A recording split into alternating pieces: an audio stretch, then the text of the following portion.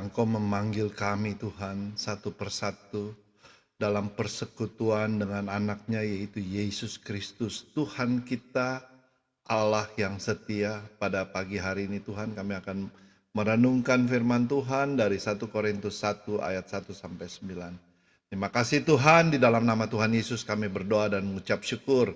Sama-sama kita percaya yang katakan amin. Ya, terima kasih. Suara saya kedengaran ya?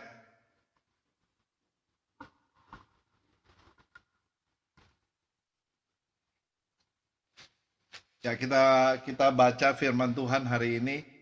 1 Korintus 1 ayat 1 sampai 9. Boleh ada yang tolong baca?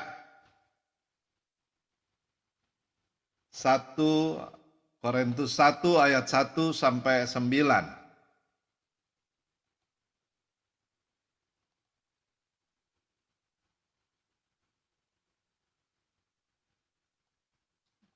Ya. Baik, Pastor.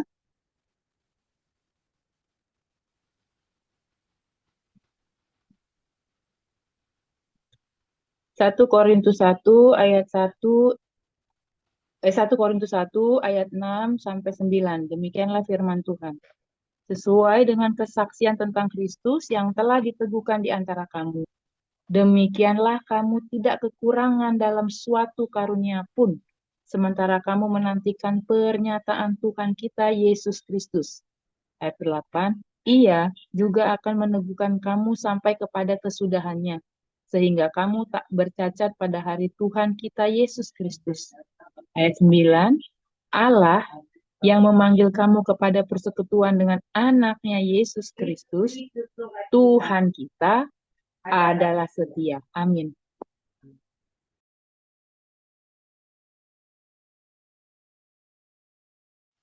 Terima kasih Bu Fani. Ya, luar biasa. Kita akan membahas dalam eksposisi 1 Korintus 1 ayat 9.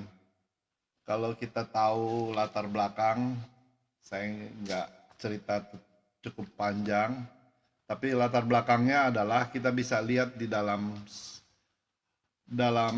Kisah Rasul 18 ayat 1 sampai 8, di mana sebelum Rasul Paulus datang ke Korintus, dia meninggalkan Athena.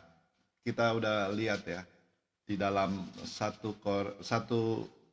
Kisah Para Rasul 18 ayat 1 sampai 8, dia dari beberapa kota meninggalkan Athena dan dia datang ke Korintus. Kenapa dia datang ke Korintus? Ada yang tahu nggak kenapa dia masuk ke Korintus? Karena Korintus adalah kota yang besar, kota yang bukan seperti Roma ya. Dia lebih kecil sedikit dari Roma, tetapi adalah kota perdagangan, kota di mana banyak orang berkumpul, banyak orang bertransaksi jual beli. Jadi itu adalah ladang yang dipakai oleh Rasul Paulus untuk apa? Untuk menginjili. Orang-orang di sana itu orang-orang profesional, ya mereka profesional di dalam bidangnya masing-masing. Dari di sini dikatakan bahwa Rasul Paulus datang ke kota itu untuk apa? Untuk menyampaikan firman Tuhan. Ya, amin. Kerinduan Rasul Paulus itu bagaimana firman Tuhan disampaikan di mana? Di kota yang dia datangi, yaitu kota Korintus. Amin saudara. Dan dia lihat banyak permasalahan yang terjadi di kota Korintus itu. Kalau kita lihat ya secara jelas ya.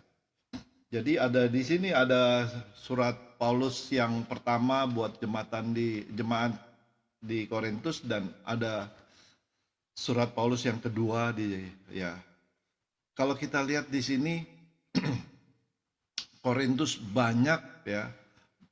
Dia kalau di dalam surat yang pertama dan kedua dikatakan jelas kalimat-kalimat yang Korintus yang Paulus sampaikan itu betul-betul betul-betul menyakitkan ya, menyatakan begitu keras ya, begitu keras karena apa? Karena mereka ini di kota ini mereka banyak mendukakan Rasul Paulus ya. Banyak mendukakan Rasul Paulus dalam jemaat diawali apalagi dengan perkataan mereka diawali dalam ayat 1 kalau kita lihat, kalau kita bisa lihat dari ayat 1 tadi Bu Fani sudah baca dari 1 Korintus ayat 1 di situ dikatakan jelas dikatakan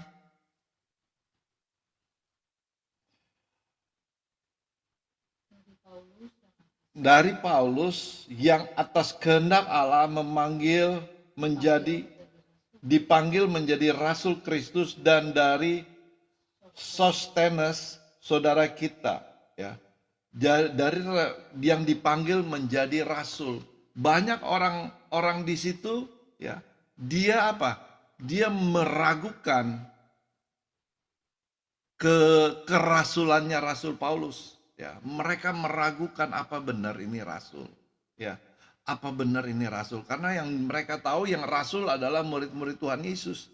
Tapi di sini dikatakan kalau kita lihat di 1 Korintus 9 ayat 1 di situ dikatakan 1 Korintus 9 tadi kan 1 Korintus 1 Korintus 9 ayat 1 di situ dikatakan ya, hak dan kewajiban rasul di situ.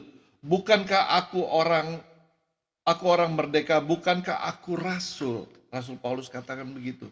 Bukankah aku telah melihat Yesus Tuhan kita? Buktinya dia melihat Yesus menampakkan diri kepada Rasul Paulus. Bukankah kamu adalah buah pekerjaanku dalam Tuhan? Mereka orang Korintus adalah buah pekerjaanku dalam Tuhan. Buah ya. Sekalipun bagi orang lain aku bukan rasul. Banyak orang karena mereka ini Rasul Paulus bukan rasul ya. Bukan rasul, tetapi bagi kamu aku adalah rasul. Bagi kamu semua, bagi kita orang yang meragukan Rasul Paulus boleh ya, biarin terserah mereka. Tetapi di sini jelas dikatakan bagi kamu aku adalah rasul sebab hidupmu dalam Tuhan adalah materai kerasulanku. Ya, hidup kita di dalam Tuhan materainya apa? Itu adalah materai kerasul. Dia di sini dikatakan dalam ayat 1 dia memateraikan dirinya. Rasul Paulus dia bilang dia memvalidasi, dia memeteraikan bahwa bahwa dirinya adalah rasul di dalam ayat apa? Ayat pertama, ya. Sebelum dia bicara banyak mengenai di Korintus itu, tapi dia katakan bahwa dia itu adalah rasul. Kalian ini orang yang sudah percaya, udah banyak yang percaya ya kepada Yesus ya.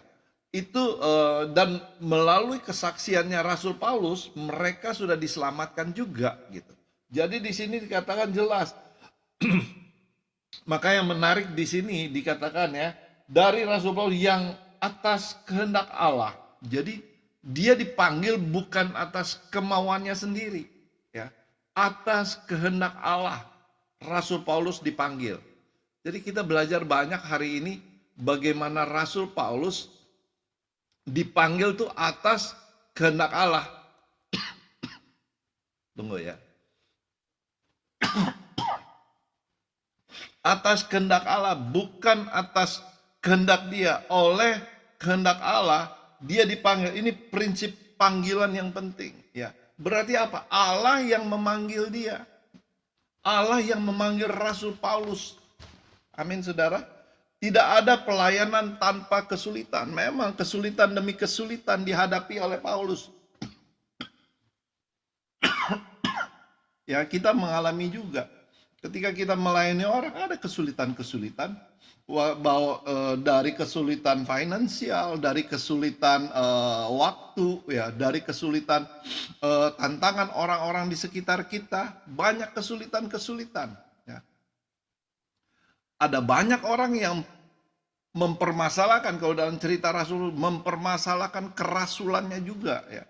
Kita belajar di sini oleh kehendak Allah, Rasul Paulus dipanggil ya. Pelayanan yang disertai Tuhan pun mengalami kesulitan. Ketika kita melayani yang disertai sama seperti Rasul Paulus, dia mengalami kesulitan juga ya. Apa kesulitannya? Kesulitan dari apa? Baik kesulitan dari iblis yang nggak senang kita melayani orang, atau setan itu nggak senang, si jahat nggak senang, atau kesulitan dari orang lain, jadi orang lain dipakai iblis ya, atau kesulitan dalam diri kita sendiri yang membatasi kita ya. Walaupun banyak yang meragukan pelayanan Rasul Paulus kalau kita lihat di sini, tetapi atau banyak yang tidak percaya dalam persoalan, tetapi Paulus tetap setia melayani Tuhan. Kita perlu garis, dia tetap setia, dia tetap melayani Tuhan. Ya, dari mana datangnya kekuatan Rasul Paulus itu? Kalau kita lihat ya, kekuatan Rasul Paulus itu dari mana? Kalau kita lihat, kekuatan ini datang dari kejelasan atau keyakinan bahwa ia dipanggil atas kehendak Allah. Makanya ayat 1 penting bagi kita. Kita semua dipanggil atas kehendak Allah. Karena apa? Ya, karena apa? Kita diutus ya. Sebelum Tuhan Yesus naik ke surga, kita diutus untuk apa? Mengabarkan kabar baik ya. Saudara dan saya, apalagi kita yang ada di PBS ini, kita dipanggil untuk melayani Tuhan. Melalui apa? Melalui Zoom ini. Melalui apa? Melalui orang sekitar kita. Ada siapa yang di sekitar kita? Kalau Bu Fani dengan Mami ada Pak Warso. Kalau saya ada Mbak Narti. Ada siapa? Kita melayani orang-orang sekitar. Ada kakak beradik gitu. Kalau sekarang ada adik saya gitu. Ada orang-orang yang saya antar jemput ya. Melalui ya. Di mana kita ditempatkan ya, posisi ya, bukan karena ambisi pribadi, tetapi oleh kehendak Allah. Itu perlu digarisbawahi dalam ayat pertama ini ya. Allah di sini dikatakan atas kehendak Allah dipanggil menjadi Rasul Paulus. Dari Rasul Paulus dia tulis ya suratnya ke Korintus ya. Dan dari di Sostenes itu siapa? Sostenes kalau bisa dibilang tuh, Sostenes itu adalah orang pemimpin gereja juga. Dia orang-orang Yahudi juga, orang percaya ya. Dia orang sinagog ya, pemimpin di sinagog di Korintus ya. Sama seperti Rasul Paulus ya. Kita tahu Rasul Paulus ketika dia datang di situ ada orang yang sudah memimpin ya, karena apa? Tuhan Yesus sudah menyampaikan kabar ketika naik ke surga. Ada beberapa orang percaya yang kembali di kota Korintus juga. Dan ini mereka ada gereja juga ya. Dan di situ dikatakan ada di pemimpinnya adalah siapa? Sostenes, yaitu orang percaya. Dan di situ ketika Paulus datang ke situ dia nggak berniat ya.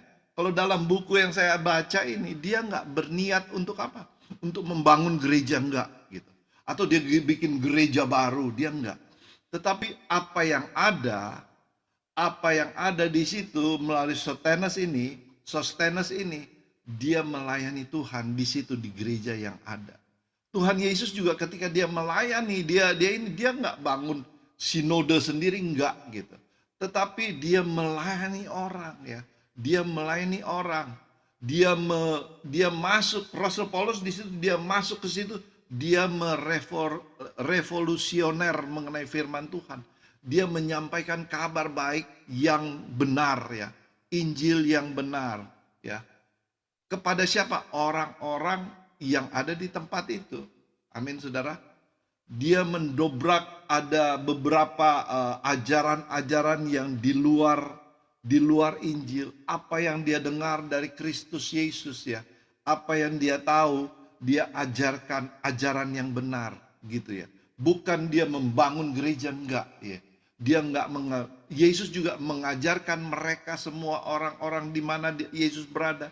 Dia melayani, dia meluruskan kalau umpamanya ada ketidaklurusan dari doktrin yang mereka ada doktrin yang tidak benar ya, bukan membangun gereja ya, tidak menganggap gereja tempat yang di Sotenes adalah tempat orang berdosa, enggak gitu. Tetapi dia masuk di situ, dia untuk apa? Dia melayani di situ, dia apa? Dia mengajar di situ ya. Bagaimana kita? Apakah kita mempunyai semangat yang sama ketika kita dengar firman Tuhan? Kalau ada sedikit, oh ini nggak benar nih, ya. Karena apa? Nggak sesuai dengan firman Tuhan. Memang kadang-kadang kita bisa didepak dari situ, tapi ketika kita menyampaikan kebenaran untuk orang ya, untuk sesuatu yang salah, why not ya? Kenapa enggak ya? Di sini kita belajar bahwa Rasul Paulus ketika dia masuk ke tempat itu, karena apa? Oleh kehendak Allah dia datang di situ supaya ya, dan dia pertama kali dia memvalidasi bahwa dia ini rasul, ya. Dia ini rasul. Ya. Jadi di situ bagaimana dengan kita? Kita harus supaya seperti apa? Seperti Rasul Paulus juga. Bagaimana kita menyampaikan kabar? Ya, saya mengalami juga hal-hal demikian. Ketika kita tahu kebenaran, kita sampaikan yang benar. Gitu. Ya, kita dalam ayat 2 ya, kepada jemaat di Korintus, yaitu mereka kepada jemaat di Korintus. Jemaat Allah di Korintus, yaitu mereka yang dikuduskan dalam Kristus Yesus, yang dipanggil menjadi orang-orang kudus dengan semua orang di segala tempat. Artinya apa? Orang-orang kudus, orang-orang yang apa? Yang sudah dikuduskan oleh Kristus. Di situ dikatakan bahwa Paulus tetap menyebut orang-orang di Korintus itu orang-orang kudus, ya. Orang-orang di gereja itu, orang-orang, kenapa dia sebut orang-orang kudus? Ada yang tahu nggak? Kenapa dia katakan orang-orang kudus? Ya, kenapa dia katakan orang kudus? Karena apa? Firman Tuhan sudah disampaikan, dikuduskan oleh Kristus Yesus, ya. Orang-orang yang sudah mendengar firman Tuhan, orang-orang yang tahu bahwa Yesus ini mati untuk menebus dosa. Makanya ada Rasul Paulus datang situ, dia mau mengeluruskan pengajaran itu buat orang-orang kudus ya. Jadi di sini bukan apakah mereka orang kudus, ya, bukan kualitas subjektifnya. Oh ya dia nih memang subjeknya itu orang kudus, enggak. Tetapi kenyataan objektif, ya, kenyataan objektif di dalam diri mereka yang apa? Yang Yesus sudah tebus. Mereka sudah mengenal Yesus. Mereka sudah ditebus Yesus karena firman Tuhan sudah duluan masuk ya. Ketika pencurahan Roh Kudus banyak, salah satunya ada beberapa orang dari Korintus, saya percaya karena mereka orang-orang percaya, dan ketika itu ada sinagog yang dibangun di Korintus. Itulah identitas orang Kristen. Paulus melihat banyak kelemahan ya. Paulus melihat kelemahan mereka, tetapi tidak meninggalkan mereka. Tidak mau, biarin karena mereka banyak. Kita tahu Korintus kan orang yang, mereka orang-orang pintar, ya, orang-orang seperti di kota besar gitu. Orang-orang yang sudah bergaul, banyak orang-orang dari luar, ya, datang ke tempat itu. Tapi di situ Paulus tidak meninggalkan mereka. Paulus melihat fakta objektif bahwa Yesus sudah mengkuduskan mereka. Mereka sudah mengenal Kristus. Tinggal apa? Tinggal tinggal disampaikan Injil kebenaran yang mereka terima. Makanya Paulus ada di situ, dia senang di situ. Untuk apa? Meluruskan ya. Sisi objektivitas ditekankan Paulus di sini, bukan subjek. Bukan subjeknya, kita tahu ya, subjek, objek ya, kita tahu ya. Secara status mereka telah dikuduskan ya.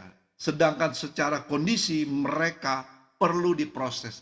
Sama seperti kita. Kita secara kondisi kita perlu setiap hari diproses. Ya, dari iman kepada iman, dari kemuliaan kepada kemuliaan, supaya kita serupa dengan gambar Kristus. Amin, saudara. Itu adalah proses ya. Jadi kalau kita bilang subjek itu orang yang melakukan sesuatu, itu subjek. Tetapi objek, orang yang menerima. Orang yang menerima objek itu orang yang menerima. bukan mereka melakukan sesuatu subjek ya, tetapi bagaimana ada kasih karunia. Kalau kita lihat di ayat 3 di situ, anugerah dan damai sejahtera dari Allah Bapa kita dan dari Tuhan Yesus kita menyertai kamu. Jadi ada kasih karunia kalau kita lihat di ayat 3.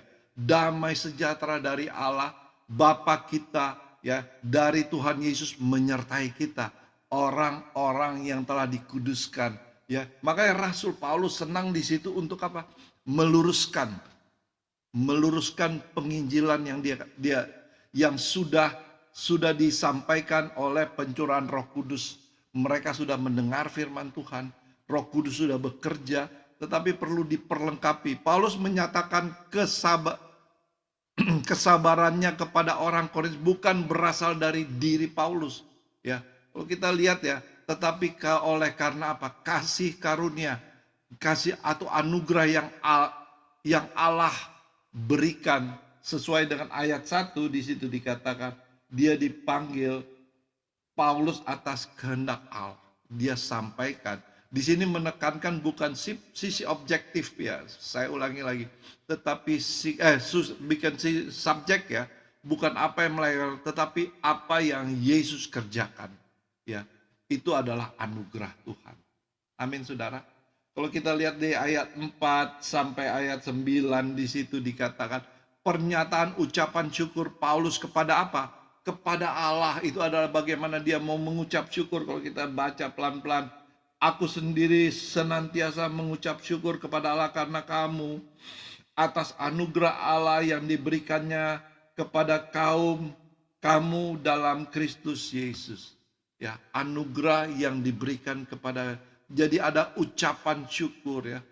Pernyataan ucapan syukur kepada Allah di tengah-tengah persoalan yang sulit. Kita semua dalam masalah-masalah, bukan masalah enak. Kita dalam persoalan sulit, persoalan yang rumit ya, dengan jemaat di Korintus. Tetapi Rasul Paulus menyatakan apa? Dia dengan ucapan syukur. Pandangan Paulus tetap positif pada orang-orang yang bisa dibayangkan, orang yang protes dia, orang-orang yang merendahkan dia ketika dia masuk. Ini siapa ini? Orang siapa ini? Orang yang meragukan dia gitu. Orang ada penulis bilang orang yang takut ya, karena dia sebelumnya adalah ahli Taurat. Kita tahu ceritanya. Dia mau ngapain di sini? Apakah dia mau bunuh ini kita yang orang di Korintus? Ya, itu ada. Tapi Paulus katakan dia ini atas kehendak Allah, ya, atas kehendak Allah. Di situ dengan pandangan Paulus tetap positif karena Allah bekerja dalam kehidupan orang-orang itu. Allah bekerja. Rahasia hidup bahagia salah satunya adalah melatih diri kita selalu apa? Mengucap syukur. Makanya firman Tuhan katakan ucapan syukur dalam segala hal. Itu adalah rahasia bagaimana rahasia hidup bahagia kita dalam kesulitan.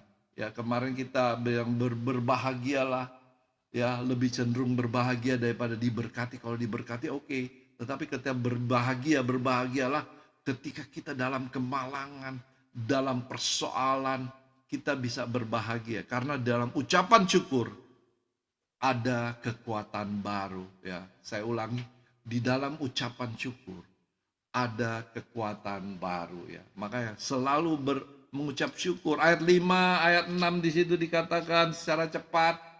Ayat 5 dan ayat 6 di situ dikatakan sebab di dalam Dia kamu telah menjadi kaya ya.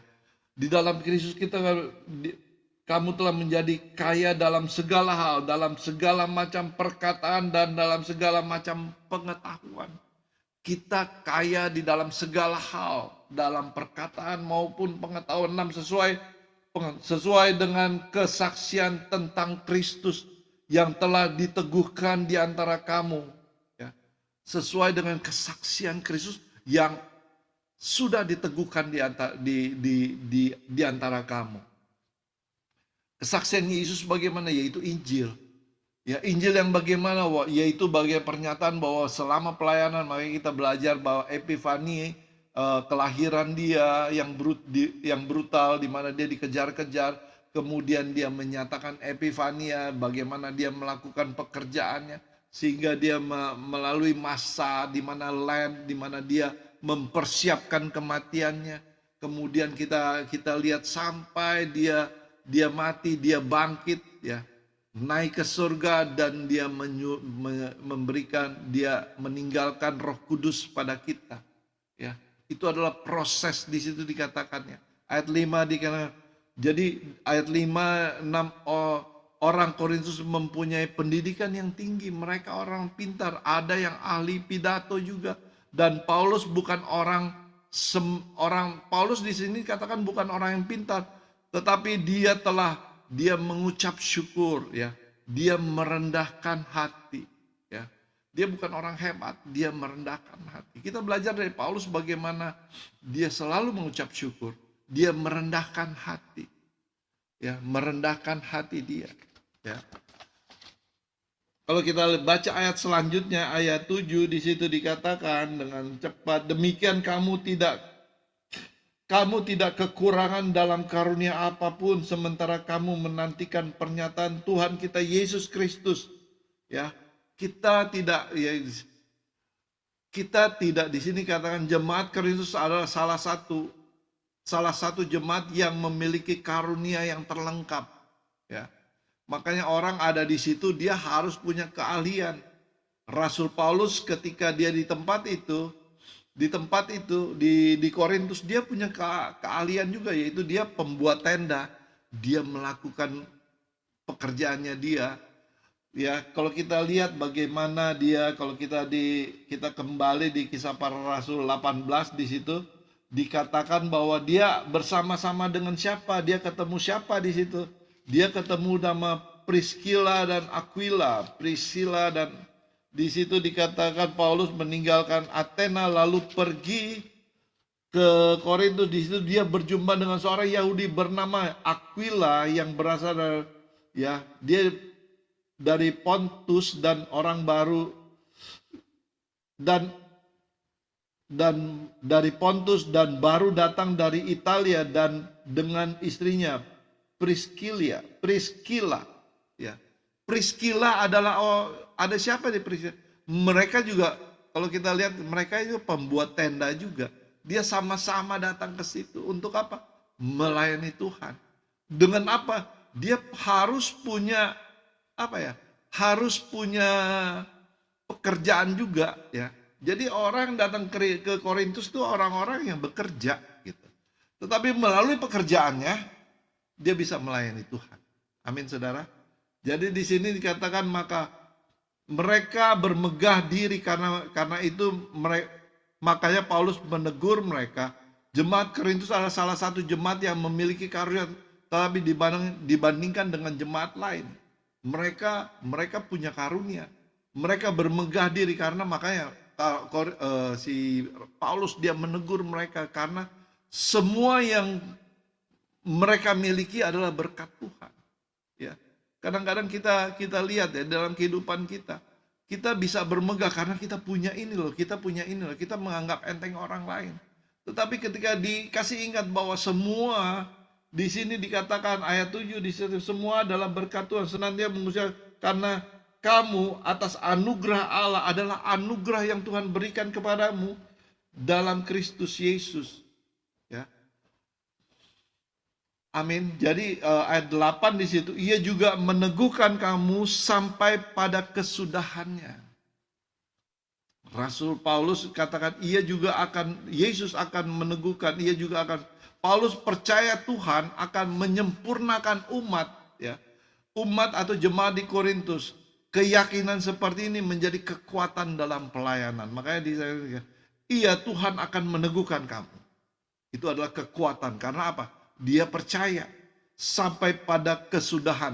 Buat orang-orang percaya, kita bisa meyakinkan orang itu bahwa Tuhan akan meneguhkan. Ia juga akan meneguhkan kamu. Orang yang telah dikuduskan, seperti kita bilang tadi yang pertama, ya. Ya. Keyakinan seperti ini menjadi kekuatan kita. Tuhanlah yang bekerja, ya. penggenapan pasti terjadi sesuai dengan apa? Sesuai dengan waktu Tuhan. Kairos Tuhan. Amin saudara. Filipi 1 juga ayat 6 di situ dikatakan atau ayat 10. Aku yakin akan hal ini juga bahwa ia sudah mulai di dalam kamu suatu pekerjaan yang baik dan akan menyudahkan dia sehingga sampai pada hari Kristus Yesus. Ya, Filipi 1 ayat 6. Ya. Itu jadi Tuhan sudah mulai ya. Makanya banyak orang-orang yang punya karunia, mereka punya bakat, mereka punya sesuatu. Karena apa? Tuhan yang berikan semua. Ya. Kita bisa lihat di Efesus juga ya. Ayat 9, ayat terakhir di sini dikatakan Allah yang memanggil kamu kepada persekutuan anaknya. Kristus Yesus Tuhan kita adalah setia, sesuai dengan tema. Allah itu setia. Allah itu setia. Amin saudara. Jadi Allah yang setia, yang menyempurnakan kita. Makanya kadang-kadang kita nggak setia, tetapi Allah yang memanggil kamu, ya. Makanya di sini kan Allah yang memanggil Rasul Paulus juga. Allah yang memanggil orang-orang Korintus, ya. Kalau kita lihat nggak semua orang Korintus, ya, tetapi orang-orang yang ada di gereja, yang ada di sinagog, orang-orang di mana Allah yang memilih mereka untuk mereka datang untuk mendengarkan firman Tuhan melalui siapa? Melalui Rasul Paulus. Ya. Ayat ini kita bisa simpulkan kesetiaan Allah yang sudah memanggil jemaatnya di Korintus. Kesetiaan Allah juga yang memanggil kita semua. Karena kesetiaan Allah. Kesetiaan Allah yang memberikan iman kepada kita. Kesetiaan Allah. Makanya kesetiaan Allah yang memberikan kita anugerah. Itu karena kesetiaan Allah. Allah yang setia yang kita miliki. Ya. Makanya kembali lagi Allah itu begitu setia. Bagaimana pertanyaan, apakah kita pernah setia sama dia? Sama Allah. Ya. Melalui Yesus Kristus. Ya. Poin kedua, ya, persekutuan dengan Yesus Kristus adalah persekutuan yang kekal. Ya, kemarin kita sudah belajar bagaimana kekekalan dan binasa kekal, hidup kekal dan persekutuan di dalam kita juga tidak ada yang bisa membatasi kita. Karena apa? Kekal. Permasalahan-permasalahan ketika kita tahu kita dalam persekutuan, permasalahan itu bisa kita kesampingkan. Fokus kepada apa? Persekutuan kita dengan Kristus. Persekutuan kita tidak menghalangi hubungan kita satu dengan yang lain. Ya. Nggak ada gitu.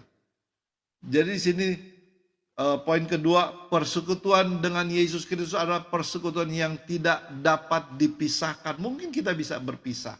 Nanti ada satu waktu kita, tetapi persekutuan tidak bisa. Paulus mulai ini dalam 1 Korintus ini dengan keyakinan dan kesetiaan Allah. Tuhan tidak pandang kesetiaan jemaat di Korintus. Tuhan tidak pandang apapun. Karena apa? Kesetiaan Allah dilihat apa? Ayat 1 tadi. Atas kehendak Allah, Paulus dipanggil ke Korintus. Ya. Banyak orang membenci dia. Tetapi atas kehendak Allah. Kembali lagi. Satu-satunya dasar yang kokoh bagi kita untuk setia dalam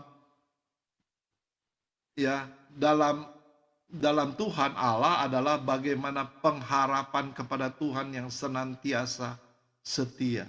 Ya. Satu-satunya dasar yang kokoh bagi kita untuk setia. Karena apa? Pengharapan kepada Tuhan yang senantiasa setia. Allah yang setia sesuai dengan apa? Tuhan kita adalah setia. Ayat 9. Amin. Poin-poin yang saya berikan pada hari ini, ada beberapa poin yang saya tulis. Paulus diragukan kerasulannya. Pelayanan Paulus yang Paulus terima mengalami penolakan dan didera banyak persoalan. Ya. Kadang-kadang kita mengalami hal gitu. Paulus pun diragukan, apalagi kita. Amin saudara. Tetapi panggilan Paulus adalah karena kehendak Allah. Kembali lagi. Panggilan Paulus karena kehendak Allah. Kehendak Allah karena Allah yang setia. Ayat 9 ya. Poin kedua di sini, inti kesetiaan Paulus yaitu melayani di Korintus karena Tuhan sudah menebus mereka. Tuhan sudah memulai mereka. Mereka adalah, kalau kita lihat di ayat 2 ayat 3, mereka adalah orang-orang kudus. Paulus tidak merubah orang-orang itu. Objektivitas sudah diberikan kepada Tuhan. Paulus tinggal menambahkan kepada mereka, mereformasikan kepada mereka. Itu adalah poin kedua yang saya berikan sini. Poin yang ketiga, bahwa ada ucapan syukur atas segala sesuatu, atas apa yang Tuhan berikan kepada kita. Bagaimana kita mengucap syukur. Demikian firman Tuhan, kita tutup dalam doa. Terima kasih Tuhan untuk hari ini. Dalam kondisi apapun, dalam keterbatasan, dalam signal yang mungkin tidak begitu bagus, audio yang tidak begitu bagus, tetapi kami percaya kami akan fokus bukan karena audio atau apapun, tetapi kami fokus kepada firman Tuhan yang disampaikan melalui 1 Korintus 1 ayat 1 sampai 9. Biarlah kesetiaan Tuhan yang mendahului apapun. Kesetiaan Tuhan itu yang mendahului iman kami. Karena kesetiaan Tuhan yang telah memberikan anugerah kepada kita. Karena kesetiaan Tuhan memberikan kami mampu untuk melakukan apapun. Karena kesetiaan Tuhan, hari ini kami mau mengucap syukur. Terima kasih Tuhan. Terima kasih Tuhan. Sekali lagi kami berterima kasih atas apa yang telah Engkau berikan kepada kami, yaitu kehidupan yang kekal. Kami boleh ada sampai hari ini juga, nafas kami Engkau berikan kepada kami, kesempatan untuk kami melayani orang di sekitar kami. Sama seperti Rasul Paulus, oleh kehendak Allah dia menyatakan, dia sampai ke tempat Korintus. Oleh kehendak Allah kami ada di tempat ini. Saya ada di tempat di rumah saya ini. Bu Fani ada di tempat Bu Fani. Siapa Tirsa ada di tempat Tirsa. Ira ada di tempat Ira. Semua masing-masing kami ada. Ya, satu persatu ada di tempat itu.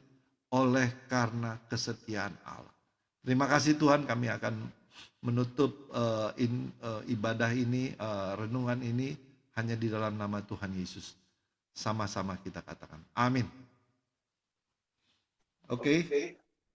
Terima kasih untuk firman Tuhan-Nya yang kita belajar banyak hari ini, bahwa segala sesuatu dalam kehidupan kita, baik itu dalam pekerjaan kita, baik itu dalam pelayanan kita, ada kehendak Allah yang memanggil kita untuk suatu misi Allah. Terima kasih, kita mau satu dalam doa. Bapa di surga, terima kasih Tuhan. Terima kasih buat kebaikan kemurahan-Mu. Kembali Kau ingatkan kami, Kau bantu kami untuk mengerti segala sesuatu yang dalam hidup kami. Ketika Engkau memulai yang baik Tuhan, Engkau adalah Allah setia, Engkau yang akan menolong kami untuk menyelesaikannya. Engkau juga tidak hanya sekedar menjorokkan kami untuk suatu pekerjaan, tapi Engkau memperlengkapi kami dengan kasih karunia yang luar biasa, dengan segala anugerah-Mu yang luar biasa. Kami diperkaya Tuhan dengan banyak hal, baik itu dalam perkataan kami, baik itu dalam pengetahuan kami. Itu Engkau perlengkapi kami untuk suatu pekerjaan ilahi yang Kau percayakan atau titipkan kepada kami semua. Tuhan, pada saat ini kami mau rendahkan hati kami mau mengucap syukur Engkau telah menyampaikan isi hati-Mu yang disampaikan oleh hamba-Mu, Pak Kemal. Biarlah Tuhan, kami tahu Engkau akan terus berkarya, karya ilahi-Mu melalui pekerjaan Roh Kudus akan terus Kau nyatakan. Engkau membantu hamba-Mu ini untuk mendapatkan terus hikmat ilahi untuk kami semua, bukan hanya menerima informasi, bukan kami semua hanya sekedar mendapatkan pengetahuan, tapi kami semakin lebih mengenal pribadi Allah pencipta kami yang begitu mengasihi kami, Allah pencipta kami yang begitu setia kepada kami, akan setiap yang sudah Kau berikan panggilan untuk melayani Engkau. Terima kasih Tuhan. Apapun yang menjadi kerinduannya, kami percaya Engkau akan terus tambahkan kapasitasnya untuk lebih bisa mengerti dan memahami setiap pergumulan akan firman-Mu, untuk bisa dibagikan, untuk bisa menjadi berkat kepada orang-orang yang ditemui Tuhan. Setiap jiwa-jiwa yang Kau kirim ada ketika dia bertemu, biarlah hikmat daripada Engkau. Setiap apapun yang akan disampaikan itu hanya untuk kemuliaan nama-Mu. Terima kasih Tuhan, kami menyerahkan Tuhan, biarlah setiap waktu yang ada digunakan dengan bijaksana untuk menyampaikan akan Injil, kabar keselamatan yang daripada Engkau, Injil untuk memberitakan kabar baik Tuhan kepada orang-orang yang di luar sana yang tidak memiliki pengharapan, orang di luar sana yang sedang bingung akan apa yang harus mereka lakukan, tapi biarlah ketika hamba-Mu ini Kau pakai luar biasa untuk menyampaikan setiap kabar baik dan pengajaran tentang Engkau Tuhan dengan benar. Terima kasih Tuhan. Kami juga menyerahkan akan Mami Tina. Di masa usia indahnya kami mengucap syukur, banyak hal kami belajar Tuhan dalam kehidupannya. Biarlah Mami Tina semakin lebih lagi Tuhan mengasihi Engkau dengan segala aktivitasnya. Mami Tina Kau pakai menjadi suratan yang terbuka untuk bisa menyampaikan akan siapa Tuhan yang Mami Tina dengan orang-orang yang dijumpai, sehingga jika diperkenankan akan membawa jiwa-jiwa yang Engkau sudah panggil, Engkau sudah tentukan dari semula untuk mereka bisa mengenal akan Engkau Tuhan. Terima kasih Tuhan, kesehatan yang daripada Engkau untuk Mami Tina bisa melakukan aktivitas hanya untuk dipakai untuk kemuliaan nama-Mu. Terima kasih Tuhan, Kau berkati juga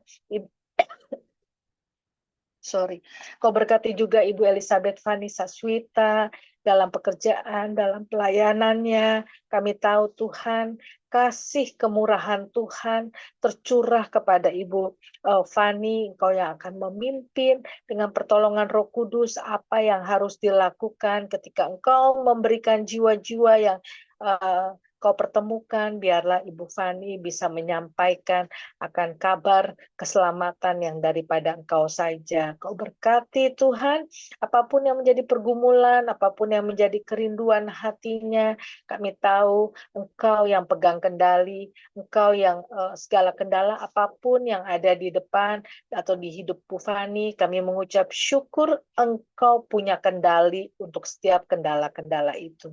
Terima kasih Tuhan, karena Engkaulah jalan keluar untuk setiap permasalahan dalam kehidupan kami. Tuhan, Kau berkati juga anak muda Daniel, apakah dia sedang dalam perjalanan atau sedang mempersiapkan diri untuk ke kantor. Kau berkati penyertaan Tuhan, kami percaya menjaga dan melihara Daniel sehingga Daniel boleh tiba di kantor, bahkan Daniel boleh melakukannya dengan menyelesaikan tugasnya dengan baik, bukan karena hebat dia, bukan karena kepandaian atau kecakapannya, tapi karena Roh Kudus, karena kehendak Allah yang mau memakai dia di masa usia mudanya untuk kemuliaan nama-Mu. Berkati Daniel Tuhan dalam pertumbuhan mengenal Engkau lebih dalam, lebih intim, semakin lebih melekat, semakin lebih mengasihi Engkau dengan mengekspresikannya dengan kasih kepada sesama Tuhan, kepada keluarga, hanya untuk kemuliaan nama-Mu. Terima kasih Tuhan.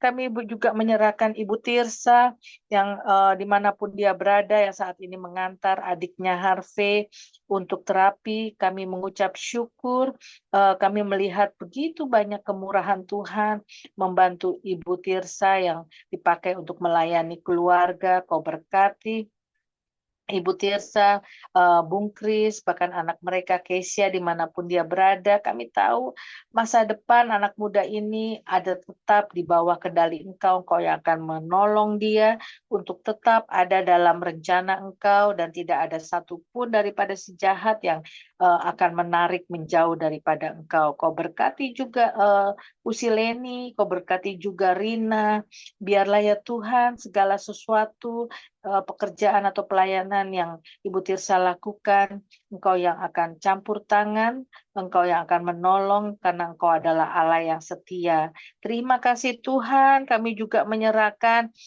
Ibu Ira dimanapun saat ini apapun yang dia lakukan, Kau juga akan menolong Bapak Ivan Mapa di pekerjaannya, Kau yang akan menolong Tuhan segala apapun yang menjadi pergumulan dan kerinduannya. Begitu juga dengan anak-anak, dengan menantu-menantu, serta cucu-cucu. Kami tahu Tuhan, berkat penyertaan Engkau, kebaikan, kemurahan Engkau tercurah karena Engkau adalah Allah yang setia.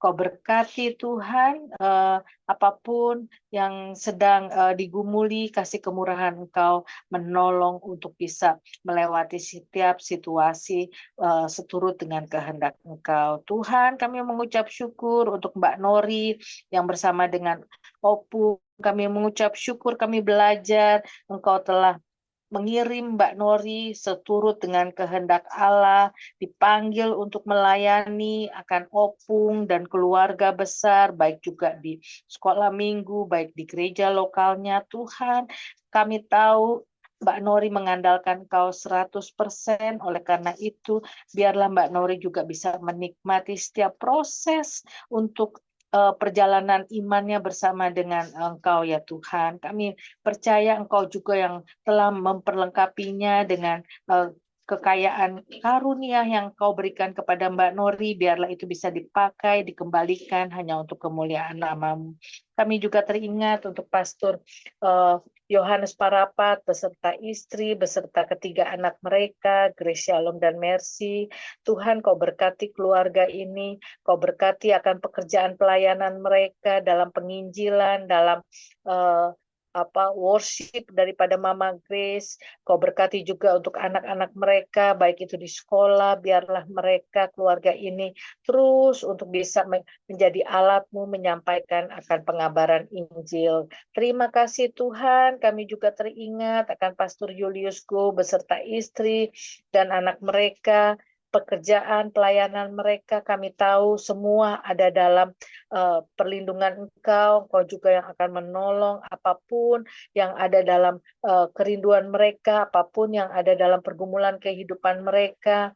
Kasih karunia-Mu lebih dari cukup buat keluarga ini untuk bisa menyelesaikan dan melewati setiap proses yang Kau izinkan terjadi dalam kehidupan mereka. Tuhan, kami juga menyerahkan akan Pastor Linda, Pastor Wawan, beserta keenam anak mereka, David, Daniel, Davina, Darlene, Victoria, dan Deandra. Tuhan, kami mengucap syukur untuk keluarga ini yang Kau berkati luar biasa dalam pekerjaan pelayanannya. Kau juga yang memperlengkapi mereka dengan setiap karunia untuk saling melengkapi. Kami mengucap syukur juga mereka bisa seia sekata, sehati sepikir untuk kemuliaan nama Engkau, untuk membawa semakin banyak jiwa-jiwa mengenal akan Engkau, baik itu dalam Every Nation Church ataupun di jaringan doa Kota Bogor. Bahkan kami tahu Tuhan, Kau akan terus menarik tenda pelayanan mereka, Tuhan. Kau akan membawa mereka semakin mengalami pengalaman berjalan bersama dengan Engkau sampai Engkau menyatakan kemuliaan-Mu Tuhan, sehingga kota Bogor penuh dengan kemuliaan-Mu dan sekitarnya Tuhan. Terima kasih Tuhan, kami juga mau menyerahkan bangsa dan negara kami mengucap syukur. Indonesia ada di hati-Mu, Indonesia ada di mata dan di telapak tangan-Mu, Kau telah mengukirnya. Kami percaya Tuhan, Indonesia satu waktu seturut dengan waktu yang sudah Engkau tetapkan akan penuh dengan kemuliaan-Mu. Kau berkati kami sambil menantikan waktu-Mu itu Tuhan. Kau berkati bangsa dan negara kami ini dalam proses maupun dalam pergumulan. Kau yang menolong para pemimpin untuk menyelesaikan segala kesulitan atau segala masalah. Biarlah roh takut dari Engkau, bahkan kebijaksanaan yang daripada Engkau membantu mereka untuk mencapai setiap rencana yang sudah Kau tetapkan untuk bangsa dan negara kami. Terima kasih Tuhan. Kau tidak meninggalkan bangsa dan negara kami sendiri, tapi Engkau juga menjaga dan memeliharanya. Tuhan, sebelum kami tutup doa kami yang tidak sempurna ini dengan doa yang sudah Engkau ajarkan, yaitu doa Bapa kami. Mari kita buka suara. Bapa kami yang di surga, dikuduskanlah namamu, datanglah kerajaanmu, jadilah kehendak-Mu di bumi seperti di surga. Berikanlah kami pada hari ini makanan kami yang secukupnya, dan ampunilah kami akan kesalahan kami, seperti kami juga mengampuni yang bersalah kepada kami. Dan janganlah membawa kami dalam pencobaan, tapi lepaskanlah kami daripada yang jahat, karena Engkaulah yang punya kerajaan dan kuasa dan kemuliaan sampai selama-lamanya. Silakan hambanya tutup doa berkat. Kita tutup ibadah ini. Allah yang memanggil kamu kepada persekutuan dengan anaknya Yesus Kristus, Tuhan kita adalah setia. Tuhan memberkati engkau dan melindungi engkau. Tuhan menyinari engkau dengan wajah-Nya dan memberi engkau kasih karunia. Tuhan menghadapkan wajah-Nya kepadamu dan memberi engkau damai sejahtera. Dalam nama Bapa, Putra, dan Roh Kudus kami berdoa. Amin.